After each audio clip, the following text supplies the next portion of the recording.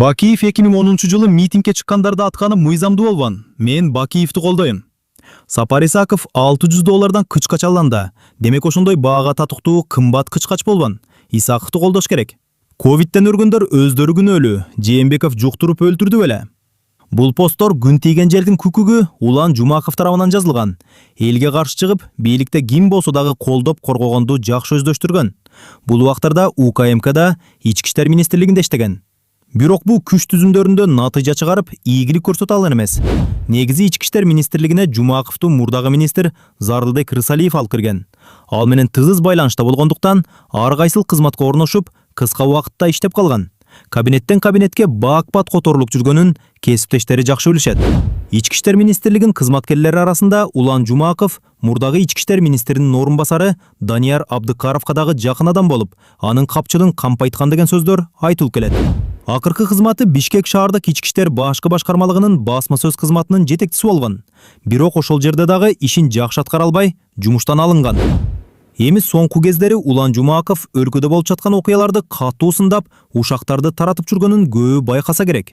Ичкен кудугуна түкүрүп, мурдагы кесиптештерин дагы жамандап жүрөт. Позициясын баттан алмаштырган Жумаков бир жылдары Канат Исаев мамлекетке төңкөрүш жасайын десе, коштоочу болуп коргоп дагы чыккан.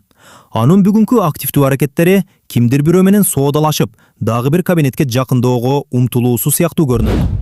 Бир жылдары улуттук коопсуздук мамлекеттик комитетте да катардагы кызматкер болуп иштеп калган. Ал бул кызматка улуттук коопсуздук комитетинин мурдагы жетекчиси Кеңешбек Дүйшөбаевдин жардамы менен келгенин чекистер жакшы билишет.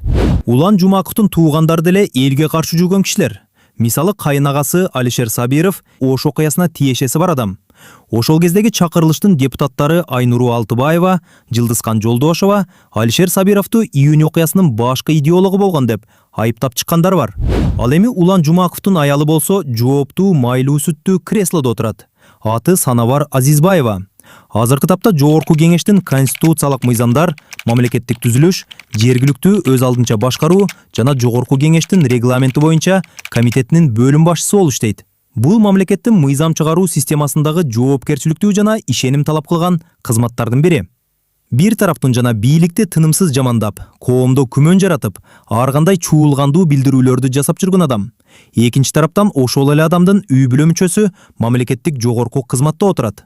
Албетте мындай жагдай коомчулукта суроо жаратпай койбойт. Мамлекеттик кызмат жөн гана кресло эмес.